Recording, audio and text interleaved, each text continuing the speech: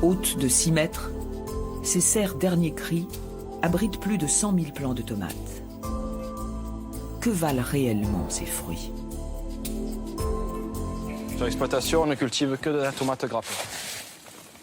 6 hectares de tomates grappe. Les fruits sont réguliers, ils ont à peu près tous la même taille. La coloration est homogène. Le dernier fruit qui est un poil plus clair, mais qui est la coloration minimale pour la récolte. Mais la grande mutation des dernières années, c'est la généralisation de la culture hors sol, qui concerne désormais 95% de la production. Que valent réellement ces tomates hors sol? Sont-elles équivalentes à celles cultivées dans la terre? Pour le savoir, il faut les analyser et les comparer aux tomates cultivées à l'ancienne dans le même secteur géographique. Sur ces plans, les échantillons qui seront comparés aux tomates hors sol. Contiennent-ils les mêmes nutriments? Voici le résultat des analyses pour 3 antioxydants naturels. Le lycopène, la vitamine C et les polyphénols. À gauche, la tomate hors sol, à droite, celle en terre. Au total, l'échantillon hors sol contient 2 à 3 fois moins d'antioxydants que celui cultivé dans la terre.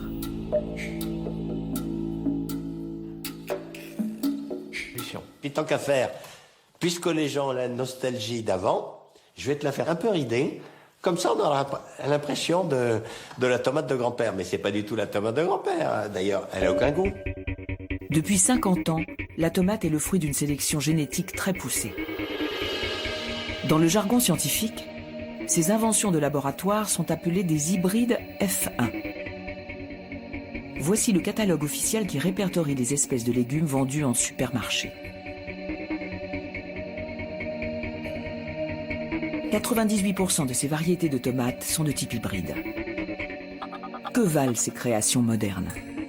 Sont-elles aussi riches en nutriments que les vraies tomates anciennes? Cette association de vendeurs de semences dénonce les faux semblants de ces tomates de laboratoire. Depuis 3 ans, ces agriculteurs comparent les hybrides aux variétés paysannes, celles qui n'ont subi aucun croisement. Ils font des tests en plein champ sur 1800 pieds de tomates. C'est la première fois qu'ils communiquent sur leurs études. Éric Marchand a fait analyser les nutriments contenus dans les tomates récoltées. Les résultats ont dépassé toutes ses prévisions. On a eu des surprises puisque les laboratoires d'analyse, la première fois, ont refait 3 fois leurs tests. Ils étaient persuadés de s'être trompés parce qu'ils arrivaient à des chiffres très au-dessus des moyennes habituelles de ce qu'ils mesuraient. Sur des tomates. Tomates, mais aussi poivrons, aubergines, concombres. Ils étaient tellement surpris parce que vous aviez des bons résultats? Oui, parce que, comme on le voit sur le graphique, on a jusqu'à 20 fois plus de nutriments au kilo ou au litre que sur des tomates cultivées en conventionnel. Voici le graphique qui récapitule 3 ans d'analyse. Sur les 2 premières lignes, les hybrides F1. En dessous, 10 variétés paysannes différentes. Les hybrides contiennent 5 à 12 fois moins de nutriments que les paysannes. Pour Éric Marchand, encore et toujours, un seul responsable, la grande distribution. L'industrie a mis en avant d'autres critères qui correspondent à d'autres objectifs, des transports sur de très longues distances, la conservation dans des chambres froides. Elle a appauvri le légume entre-temps. Eh ben, on n'arrive pas, juste pas à développer tous les aspects, à la fois une peau dure pour que ça résiste à la manipulation, une tomate qui pourrit plus lentement au froid. Tout ça, c'est des éléments qui sont potentiellement incompatibles, du moins c'est ce qui semble apparaître de nos observations, avec le goût, l'aspect nutritif, la capacité à s'adapter au terroir aussi des plantes. Pour boucler cette enquête, un dernier test. Comparer une tomate paysanne à son équivalent hybride cultivé en hors-sol. À gauche, la hybride hors-sol, à droite, la paysanne. Cette fois, les teneurs en lycopène, en vitamine C et en polyphénol sont 4 fois supérieures. Qui est responsable de l'appauvrissement spectaculaire des tomates? ce sont les grands semenciers. Ces multinationales créent les graines des hybrides en laboratoire et les multiplient à grande échelle pour les imposer aux agriculteurs. Cette industrie est très lucrative. 30 000 € le kilo de semences de tomates. 75% de ce marché est contrôlé par 3 multinationales. Le Suisse Syngenta, le Français Limagrain et l'Américain Monsanto. Ceux qui ont pris le pouvoir, ce sont les agronomes de laboratoire maintenant, et maintenant les agronomes in silico, ceux qui font les semences derrière des ordinateurs, si vous voulez, genre Monsanto et autres. Leur rêve, bien évidemment, c'est de conquérir toujours davantage et de se situer de plus en plus en situation de monopole. Celui qui contrôlera les semences contrôlera en effet, comme un train qui est sur une voie de chemin de fer, l'ensemble de la chaîne alimentaire jusqu'au consommateur final. Aucun de ces 3 géants de la semence n'a accepté de s'exprimer. Sous l'impulsion de l'État, puis des industriels, les agriculteurs n'ont cherché pendant 60 ans qu'à produire plus. Dans l'intérêt de tous, il est désormais temps de produire mieux.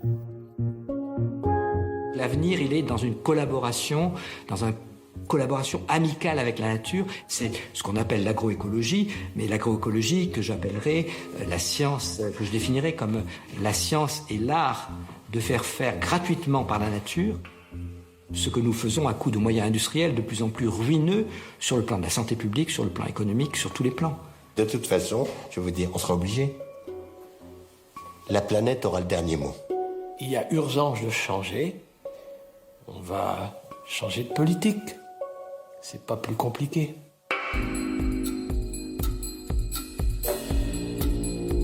Le principal syndicat des producteurs de tomates français a-t-il conscience de la pauvreté des produits cultivés hors sol ?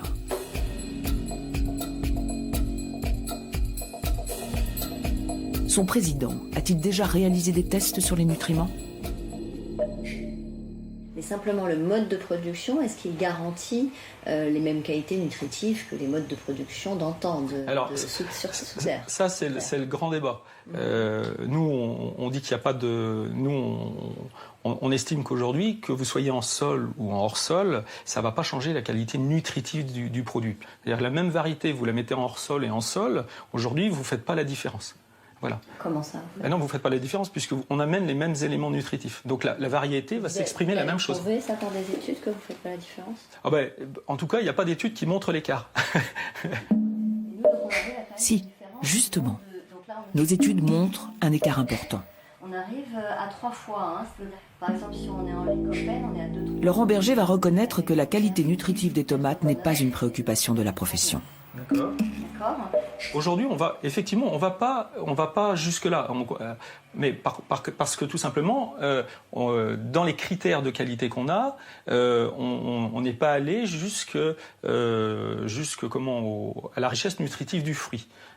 C'est des choses auxquelles on réfléchit parce qu'on est aussi à l'écoute de ce que nous demande le consommateur, de ce que veut le consommateur. On a encore des enquêtes de consommation qui sont sorties il y a très peu de temps en nous disant voilà, vous avez un produit qui est pas toujours à la hauteur de ce qu'on attend.